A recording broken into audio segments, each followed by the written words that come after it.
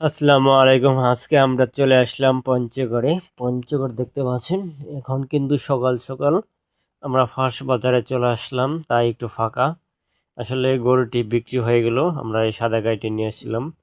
এই যে সাদা গাড়িটি দেখতে পাচ্ছেন, এটি কিন্তু আগে কিন্তু দুধ হতো 20-25 লিটার, এখন কিন্তু একটা পানির সমস্যা হয়ে গেছে, এই জন্য আর বয়স হয়েছে গরুটার, তাই গরুটা খালিয়ে বিক্রি করে দিতেছে মাংস হিসাবে। বলতে পারেন মাংস হিসেবে গরুটা কত হইতে পারে, আপনারা একটা ধারণা করেন। মাংস হিসাবে আমার ভিডিওগুলো আপনারা দেখে থাকবেন, কারণ আমি যা বলি এগুলো কিন্তু সত্য। কয় টাকা বিক্রি হয় আমি কিন্তু জানি, কিন্তু আমি ভিডিওতে এবার বলে দিই যে এই গরুগুলো ওই কয় টাকা। আপনি অবশ্যই ভিডিওগুলো দেখবেন, তাহলে বুঝতে পারবেন যে আসলে কোন গরু কয় টাকা। আমি অবশ্য আর কিছু কিছু ভিডিওতে অবশ্যই দেখাই দেবো, কাগজ সহ পারমিট সহ আমি দেখাই দেবো আপনাদেরকে যে এই গরুটা এই কয় টাকা বিক্রি হলো।